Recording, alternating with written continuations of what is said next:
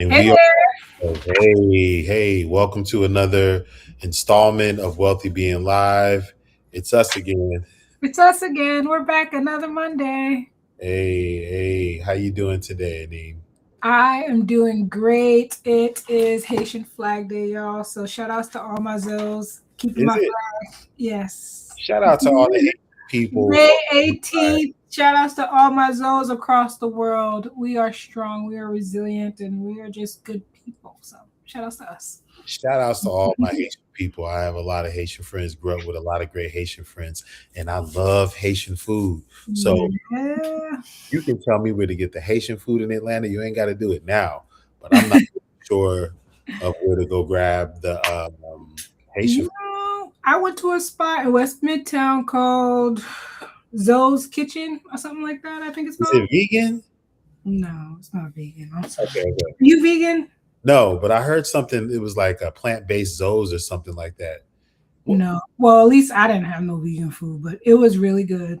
really good It was really good. It was really good. in Midtown? In Midtown. Yep. I'm gonna have to go. You have to try it out. Go during a happy hour because they got good happy hour specials as well. Shout outs to them. Okay, shouts out to them on this Haitian. You said Haitian Flag Day? Haitian Flag Day. So it commemorates the day after we won our independence. We like our people ran to sort of make a flag to establish this new nation that we fought for, and so that's why it's so special to us because it honors the work that our people, our ancestors, and the fight they did for freedom. So. Well, shout out to all the Haitians worldwide, and make sure you have some of that good Haitian food today. Is one of those delicacies I enjoy. Is Haitian food is amazing. People be sleeping. People be Haitian food is sleeping. great. The seasoning and real quick, one of my friends growing up, his mother, who's Haitian and they're Haitian, were some of the first people to teach me how to clean my meat with lemon and vinegar and things of that nature, You know it. and how to take the seasons and put them all together and blend them up and to marinate your meat and stuff. Yeah. Uh, so for those, I always say I can tell somebody's Haitian by the way they cook. Like when I see a cooking video online and the way she cleans her meat or he cleans his meat, I'm like, they're Haitian. yeah, that part. All right, so let's get back in the topic. Shouts again to all the Haitians worldwide on Haitian Flag Day. And Yes. today we're talking all about healing culture fatigue. The people are exhausted apparently. Or some of the people. Apparently, people are. They've had enough of the grand rising sis, uh, get your mental health together dialogue. Yeah. And I get it, because it can be inundating. Yeah. And beyond that too, I think it's this idea that we are never fully arriving, if you will. So like at what point do we become content or at what point do we like say that, hey, I'm in this space, I'm satisfied or I'm content, life is good. I don't need to keep doing work, right? Like I'm good where I'm at. And so I think it keeps people in this never ending cycle. And I think it's partially perpetuated by like wellness culture overall with that always pushes this messages to us that we need to be fixing this, doing this new workout, this thing, that thing, buy this, and just like we're never satisfied as people. Yeah, well, in other words, it becomes a fad or the new trend that Mhm. people want to talk about and they want to act out on. But the truth is that healing has to be a way of life. For it to really be a culture thing, then that's going to have to be an everyday, all day. This is how we move, not just someone trying to sell you their next trend, Yeah. or this next herb or this next workout thing that they're trying to do, or another retreat, you know, that they're trying to sell you. And, all of those things can be great. But when the market is inundated with it, you see a lot of people now getting tired of it. Yeah. So so then what do you do about it? Is the question. Well, I think Like you said, like at some point it becomes a lifestyle, right? And to understand a lifestyle means like I incorporate these daily practices every day. I'm not just doing this for a fad. I'm not just doing this because it's a trend. I'm not doing this because they're pushing it on TikTok. I'm doing this because these are the things that I've found over time that really support me, support my well-being, support my ability to function in this crazy society. And so like this is I'm doing this for me and not anyone else, right? And so for me, I think about me personally, right? I am probably the happiest person, not the happiest person, but I'm the happiest bit I've been in my entire life. And it's not because everything is perfect. It's not because I did this new fad and I went to Pilates because everybody else is going to Pilates. I went to Pilates, it was okay. But what I did what I had to realize is that I have to work on my mindset, right? Because I have to live in this body every day. I got to wake up in my bed every day. I got to wake up in this, and function every day. I have to practice gratitude because that's going to help me navigate. I have to, eat semi okay. I don't eat the best, but like I do my thing. I have to work out, right? These are lifestyle practices that I've adopted. And I give myself grace that I'm not going to be perfect every day. Life is not going to be perfect. And that is okay. Like, and I'm also going to be content with where I'm at and where my journey is sort of taking me. That part. Well, I think a lot of times we forget that healing is a journey, but healing is life. And you can't find healing by looking for it. And what we haven't realized as a whole is with anything that you want, you have to embody that thing in order for you to become it. It's not about finding healing, it's about being healing. Absolutely. Like someone wants to be healed, but they're still doing the same things. They still have the same habits. And that's not how it happens. You want people to be loving and positive and uplifting towards you. But if you got a bad attitude toward them, how does that equate? You Yeah. know, it It's doesn't like, work like that. yeah, I feel like it's the power of like reciprocity or like this idea where like you give what you put out in some ways. And we need to be more mindful of that in certain aspects of our lives. And just in general, like I saw something this morning, a post from this therapist. I can't remember her name, but she makes a lot of great content about like the realities of being a therapist and the reality of therapy. And she said like how foolish is it of like us as therapists thinking that we can heal people. We don't have the power to heal people, right? That's not necessary. I know a lot of people come to us for that, but that's just not the reality. I always say I'm not God, right? God put me here, but I'm not God.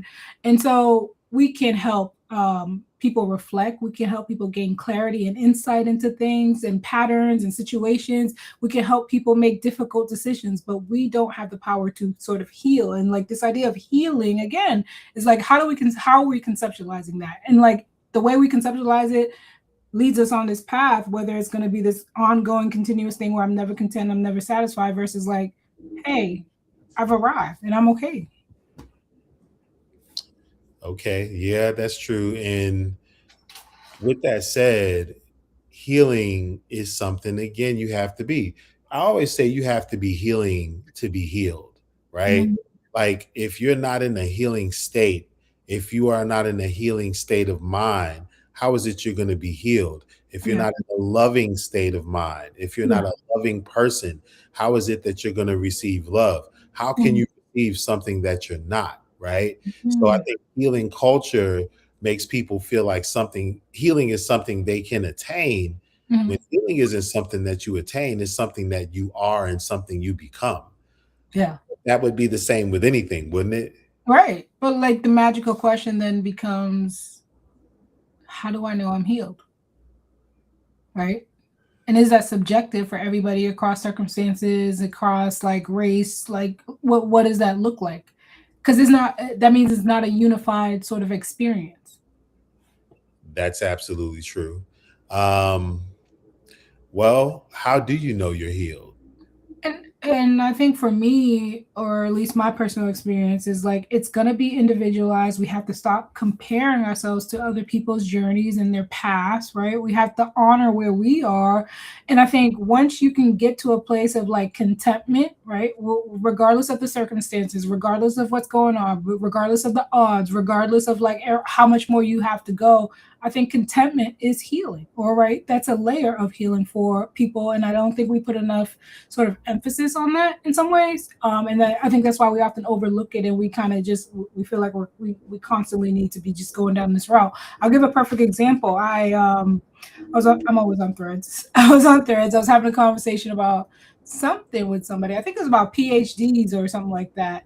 And she was sharing how she went into a program and she realized it wasn't for her. And so she dropped out of it. And that's how she realized like she was headed in the right direction, alignment, healing, things of that nature. And I'm just like, oh my God, me too. Like I got into a doctoral program, but then I realized like I don't actually want to be a researcher. Like I'm a practitioner. I practice, like this is great for me. This is my lane. And and somebody countered it or came in and said like, well, you should look into this and XYZ. I'm just like, for what? Right? To appease you or to like meet your criteria or meet your standards. I'm content. I'm happy with where I am. I'm doing really well. And like I love this space that I'm in. And so again, like people, if I had not had that contentment, I'd still be looking for other people's opinions on what I should be doing with my life or what directions I should be going to. And that's not up for judgment or debate. Yeah, and I think people don't understand that healing is wholeness. It's you being Yeah. whole, you being a whole person, you Uh, being happy with yourself, you being content with you yes. know, not living up to other people's expectation, you know, and not only is healing being whole, healing is being well, you Yeah. know, and healing is being harmonious, you know, Mhm. not having discord within yourself. So that's not something that someone else can give you. I Right. don't care how many green smoothies you drink, Mhm. many herbs you drink. I don't care how many healing waters that you sit in. You know, some of the most unhealthy people are the people on the front line of medicine, are some of your doctors, your nurses, your practitioners in medicine. And if you Mhm. really take a look at it, some of the so called gurus in medicine are people who have some of the shortest lifespans, Yeah. you know? So is it a gimmick? Is it just something that people are talking about? Because the real healers are not somewhere sitting on the soapbox telling people, oh, Mhm. come do this and come be like me and come take this pill. Or they're more reluctant because they Yeah. know healing is something that comes from within. It's a Yeah. state of supreme balance and harmony within yourself, within yourselves, and within your cells, you know. So how we got to thinking that healing is something that we can attain you know, by following someone. And don't get me wrong, there are people out here doing work and they're helping the people to become more knowledgeable of what they eat, how it affects their body, the things they should put in their body. However, I look back at ancient times and they didn't do all that. You know, in ancient Egypt, they may have one phrase, a few words that you live by, and Yeah. that would keep you in a healing state. Simple things like nothing in excess, nothing in excess, Yeah. know thyself. Yeah. But You that's what it's about. that was the movement. It wasn't, oh no, you got to do this 90-day cleanse and then you got to take all these herbs and Yeah. you know, then you got to burn this candle at 12 o'clock midnight tonight. And, you know, Yeah. it's Well, not how that it that's works. what I mean about wellness culture and like how it often like it creates this idea that we need to buy the wellness culture is a billion-dollar industry, right? The wellness industry, excuse me, is a billion-dollar industry, and it makes that much money because it plays on our insecurities, it plays on our weaknesses, it plays on our areas where we're not too sure of ourselves, right? You mentioned know thyself, and a lot of people, not a lot of people, but all of us, right? We're human beings, we go through experiences, but a lot of people are still trying to figure out who they are, and so sometimes they are turning to media. Again, we talked about media last week and how powerful it is. If media is pushing these messages about like beauty, weight, all these things, we're questioning ourselves, and then we're seeing these ads. It's sort of like a natural thing. Well, like I don't really know myself, but this thing is telling me that I should be a size zero and that I should be taking this green juice all day, every day, and not eat any actual meals. Then I'm gonna fall. I'm more likely to be subjected or fall for that than somebody else. That part. And that is one of the biggest signs that mental health doesn't start with the things that we often think they do, like these trends and these routines, Yeah, that are external. It's a more of an internal thing, you absolutely. know. I look at people in my family, like my great grandfather. He lived to be 96 years old. He didn't Wow. have the best diet, you know, but he had a balance of mental, emotional, spiritual, physical harmony throughout his life. Yeah. He wasn't, he might have did things that I won't do. Like he ate pork, I'm Mhm. not eating pork. And a lot of people will say, well, you shouldn't eat that because this and that. And I get that. I think you should be your healthiest. You should do what's best for you. But if you believe that health is just about those things, then you're out of balance. Right. That's why I appreciate the wellness, although I'm talking poorly about the wellness industry.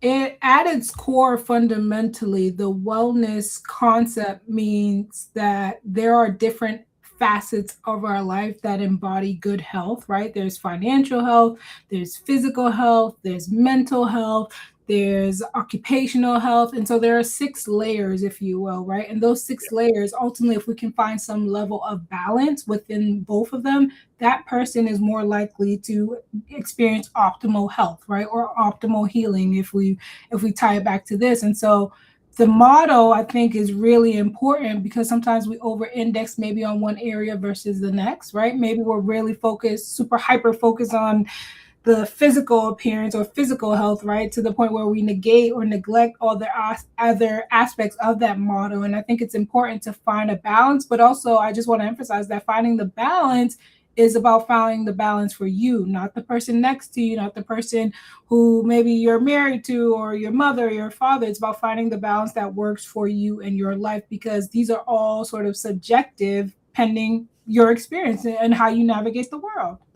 That part. And we have to be clear, it's impossible to find great physical health without mental health first. It's impossible to find great emotional, great spiritual, Yeah. relational health if mentally you're unhealthy.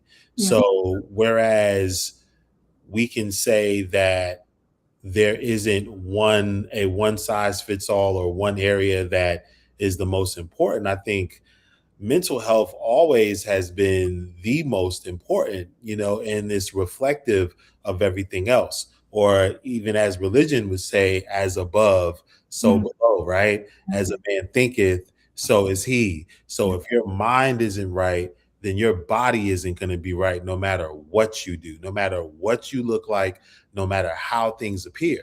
You Yeah. know, have you ever heard of a comedian named George Burns? Mm. So George Burns, he played in these movies I used to watch as a child. He's an older guy with these glasses, but the significance of George Burns is he died at 100 years old, Oh, wow. and he smoked cigars his entire life, Wow. right? And I'm not condoning smoking cigarettes because Mhm, I know so mhm. many people that have died from throat cancer and lung cancer and things. I just don't think that it's the thing that you do. Yeah. But they asked him one of his secrets to health, right? And George goes to talking about how he experienced having a grandmother who would always get upset. Like she would get anxious, she would get upset, and you could piss her off at the drop of a dime. She's yelling, she's screaming, and going through all these motions. And he said one day someone in his family had turned on an oil lamp in the house and it smoked the whole house up. And Oh, he said that his grandmother then starts yelling and screaming and doing all this stuff.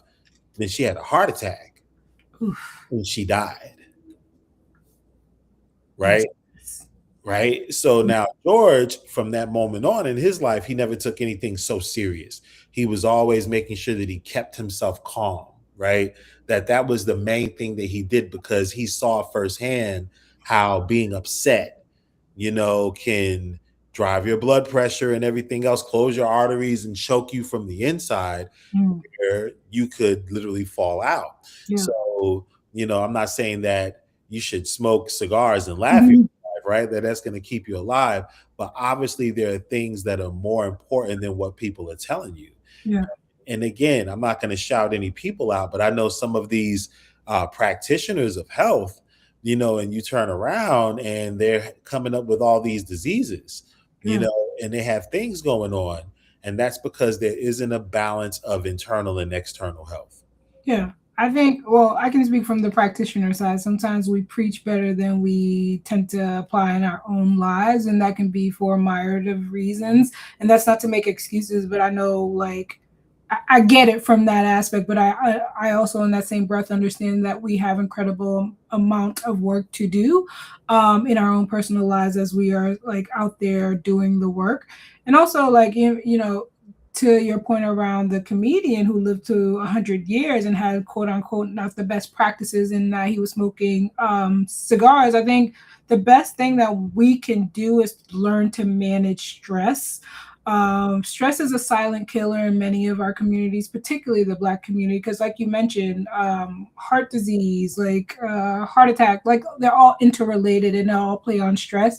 And so, having the ability to either walk away from situations. And I can't say walk away from situations because that's not realistic in all aspects for everybody's lives. But I will say that we have to learn regulate stress regulation skills, right? And so whether that means taking a deep breath, whether that means like not to take things as seriously or learn to just laugh things off, whatever that is that's going to help you get or manage that is a thing that you need to adopt in your life. And again, it's not a one size fit all. Oh my God, I'm frozen. It's not a one size fits all situation. It is subjective. So like finding again what works for you versus like somebody else, because I think that's the most important thing, kind of managing or navigating stress management, if you will, in your life. Absolutely. And most of us don't have the capacity to manage stress. Mhm. Many of us don't have the capacity to solve problems. And the truth is that no matter how big the problem is or what the situation is, things change. Yeah. So sometimes having an expanded perspective, Yeah. realizing, okay, this may appear this way now, but I'm not going to make it worse by internalizing it. Mhm. I'm going to focus on what I can do in this situation. Yeah. It may be a circumstance and situation I can't control, but my mood should be the one thing and is the one thing I Yeah. can control. So, like you said, take a deep breath, take Yeah. a step back, laugh it off. Don't take yourself so serious. Don't Yeah. take life and circumstances so serious, and think about what's more important. It's more important that you handle the situation in a way where you don't make the problem worse, Yeah. Yeah. right? Absolutely. And I think that is true, or that embodies true healing or the healing process. And I think it's important to emphasize that it's a process and not this one stop destination. Because again, if we, in the framing, if we get so caught up in saying that I'm healing, I'm healing, I'm healing, I'm healing, when does that ever, when have you arrived, right? When do you come to a point of satisfaction versus like, I'm in this healing process? I think the language kind of implies that like it's, sort of this ongoing thing, but also like there are points of contentment. There are points where like I'm going to be satisfied. There are points where I can acknowledge that I've made success, and that one of your successes can be that I learned to like, well, in this moment, rather than getting heated or upset with a person, I just kind of took a deep breath and walked away. That's a success. We got to learn to get to a place where we acknowledge our successes and our wins along this journey as well. That part. And it can be as simple as remaining silent. Yes. There's power in silence. Yes. I don't think people realize that. And if someone wants to argue with you or they have poor coping skills and they want or a poor ability of working through stressful situations, the best thing we can do is remain silent and be Mhm. quiet. The worst thing we can do is engage with something that's already stressful in a stressful manner, you Yeah. know? And that's something I learned. And of course, you have to keep applying these things that you learn. Just because someone else is having a fit or they're yelling and screaming doesn't mean I have to engage with them. It's only going to make it worse. Correct. And if I'm silent and I let them get what they are saying out, oftentimes that person will calm down after they Yeah. get it out, you Yeah. know? But you engaging with them and you arguing and going back and forth with them is just going to escalate everything and make things blow even further out of proportion, you Yeah. know? But I There, was, go go ahead. ahead. No, you Oh, I good. was gonna say that we gotta learn how to assess the situation sometimes and like understand like if it's worth me committing my energy towards it. And it's something that I see ongoingly. I get caught up in it as well, but like sometimes people are disturbed, sometimes people are going through things, sometimes people are having a hard time. And unfortunately I might be the reason, or for whatever reason, I'm the person that receives the outlash, right, of what they're experiencing. And one thing that I try to remind people oftentimes is like not to take things personal per se. It can be really hard. It takes a lot of time, but don't take those behaviors personal because sometimes it's not even about us. Most of the time, it's not about us, and we make things personal when we shouldn't. And even on the internet, when you see people that are talking about their healing journeys and things that are going through, and you want to relate that to you as something that you should apply to your life, you have to first consider there are things that you're not seeing. Exactly. There are things this person has done, there are things this person has been through that you don't see. So Yeah. one of the best things we can do is stop comparing ourselves to other people. And Yes. That's really, even though, me saying this might be, a way of shooting myself in the foot, stop listening to everybody. yeah. Absolutely. Come up with your own way of determining what's good for you. Yeah. I feel like you got to be a filter, right? Sometimes we take in a lot of things, but that doesn't mean you have to keep it. A filter literally like will absorb everything and kind of take what it needs and like get rid of what it doesn't need, right? And so in that same sort of breath, like we have to get to this point where we understand like this we're in a society of information overload, right? With social media, there's like people talking to us all the time, giving us unsolicited feedback, giving us tips, like all that, right? Algorithms also push it depending on who you are, depending on your insecurities. They're always listening, they're always pushing, they want to keep sending things your way. Mhm. But in that same breath, we have to understand like what is for us versus what is not. Like me, I don't take advice from just anybody. Like if you don't have proof of like or live a life that I desire, I'm not interested in listening.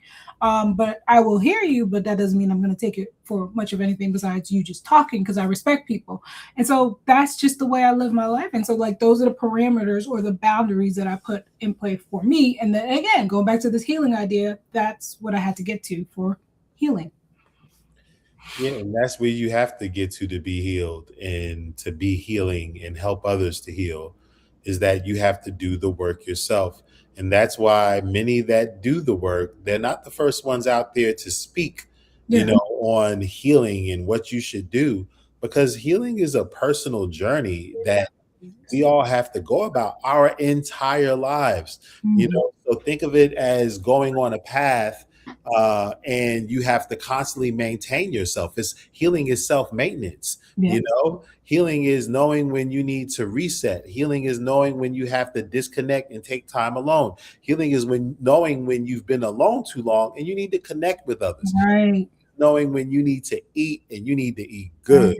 Healing Right. is knowing when you need to fast because you've been eating too good, right? Mm. Healing is, like we said, balance. Knowing when and when not to is wisdom. And Yes. it takes wisdom and experience to get to the point of healing. So no Mm. matter what we've heard from someone or what advice we've heard someone give, do this, do that. Now you should do this and do that.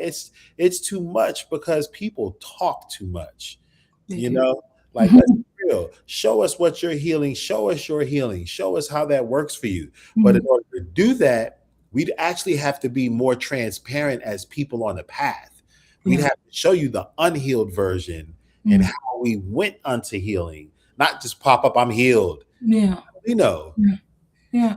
But the question that kind of comes to mind is that is everybody entitled to like your healing journey? Do people like do we have to share that? Do we have to put that on broadcast? Do like are people do they need to see that or the proof, quote unquote, in order to buy into whatever said person is saying, doing, selling, whatever?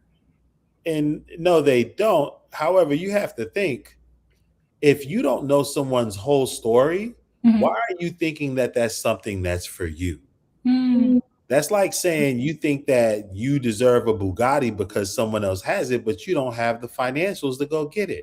And not only do you not have the financials, you don't have the skills or the job or the income to go and get that. So if you want what someone else has, then that's you really being sold on something at the end Mhm. of the day. You're being sold on something that you really don't know about totally, Yeah, you know?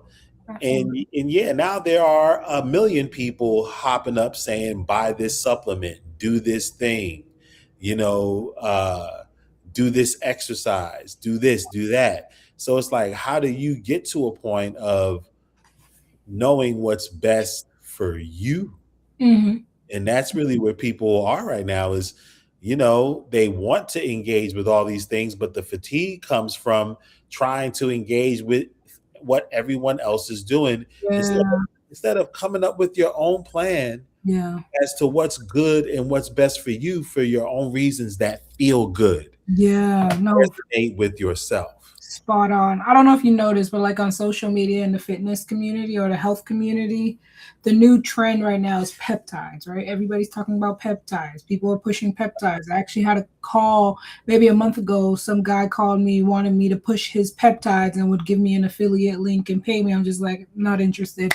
But again, you see how these things cycle through where people there's this new thing, this buzz thing, people are jumping and attaching themselves to it, they're going through the cycle, and then there's going to be a new thing, right? If you're tired of operating in this cycle or you're feeling exhaustion, it's probably because you are running in the cycle, you're chasing the next thing, rather than finding stability and identifying what works for you versus everybody else.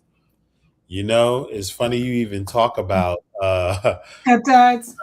listen, that's been annoying. Oh my God. I'm just like, you can tell it's a marketing push at this point. Geez. And the thing that's scary is that people are so comfortable with injecting themselves with something. That's the scary part is this is looking Um, like heroin or something to me. Are y'all good? Like, is this the new crack? no, seriously. And like they're buying it from China, they're buying it from Facebook groups. Like people, even with the GLP-1s, no shade to anybody on the GLP-1s because I've considered it myself because I feel like I need to put down a couple pounds. You But put down a lot like, of pounds on your own without a GLP-1 though. this is true. This is true. And and that's what my doctor said. That's why I'm here doing it on my own. But like even with that, people were so willing to just because they need it, just because it was the thing that was trending, just because it was. And again, I don't want to minimize people's experience because like there are people who have tried to lose weight and have not been successful on their own, and so that was the next thing in line. But like the way in which people were behaving, like they were willing to put the fly to China, fly to Mexico, like just to have it is just like something is wrong. And even like I go to Planet Fitness sometimes, and when I log into my app, even they're pushing it. Yeah, well, let's be clear. Huh. As someone that, if I look back 7 years ago, was a good 60, 70 pounds heavier, Mm, it's a lifestyle I change. think it is. And it takes time. Unless you're going to go on a 60, 70, 80 day, 90, 100 day fast, which is Absolutely. detrimental to your body, right? Yeah. Then unless you're going to do some type of extreme crash diet, it takes time. It Yeah. takes a change of habits and it takes consistency. It takes years to get to not only the physical shape that you want to be in, but to develop the strength that you want to go along with that, Yeah. right? And mental fortitude to continue it. And the mental fortitude to continue. Because if we could all just snap our fingers, if I could have snapped my fingers then and got down to the size that I am now, I wouldn't have had the eating habits. I wouldn't have the strength and endurance, right? I wouldn't have the mental toughness. I wouldn't have built the consistency of getting up and working out 4 days a week, every week for years, Yeah. except for when I had injuries early on. And that's another thing. Earlier on, when I was going so hard and trying to lose weight so fast, I would injure myself. Yeah. I wouldn't be able to work out for a month because I needed to heal. And then that would set me back on my progress, Yeah. right? But the scary thing about, let's talk about that again for a second. The scary thing about those peptides is what are they going to say in 2, 3, 4, 5, 6, 7 years? Or if Yeah. you took peptides back in 2026 to 2027, you I could do made the deeper $6 compensation. million in compensation. Yeah. It's It's crazy. And again, it's just cycling through. It's the new thing because again, last year was the GLP ones. This year is the peptides. Who knows what next year is going to be? But all in all, I think we've identified that the healing culture fatigue is directly tied to us chasing these different sort of wellness fads that are being thrown our direction. You got to find what works for you, and you only. Don't compare yourself. Stop like look at what the other person is doing. I'm a firm believer. Like I see life as a like a track and field race in a lot of ways where we're running our race. Everybody's running their race, and like people are, you got to stay in your lane, right? The moment you start to peer over left, right, you lose focus and you lose sight, right? And then you get left behind in some sense, right? And so like I really see it as such. And so finding what works for you to get through your sort of race. Yeah, and we can't take the shortcuts, man. Like, I get it. Everyone wants fast results because they want to enjoy the benefits, Yeah. but don't shortcut yourself from developing as a person and Yeah. becoming that total new version of yourself just to have the look without having the internal fortitude it takes to acquire that thing. You Yeah. understand what I'm saying? Like, yeah, Absolutely. you want to lose weight. Yeah, you want to be stronger. Yeah, you want to be healthier. But do you want to be healthy or do you want the appearance of health? Mm, Be fit or do you want the appearance of fit? right. One lasts, the other doesn't, you Right. know? There it So is. that healing fatigue that you're feeling is because you're allowing yourself to be pulled in one direction and another and into another without coming up with something that you can consistently commit to that's going to bring about your overall health and wholeness. Yeah. Keyword you, right? That you can commit, You not commit the to. person on social media, not the person, what you can do. That part. And with that said, we're going to land that plane because we could sit here and rant about this all day. For But for sure. more topics like this, subscribe to our YouTube channels. Your YouTube channel is At Anim Awe. Adanim Yahweh. Say Yahweh. I'm going to say Yahweh. Adanim Awe. Praise him too. And at Wealthy Being Global. I am TMR Woodford, and this is Anim, and this is Wealthy Being. Until Take next care. time, we'll see you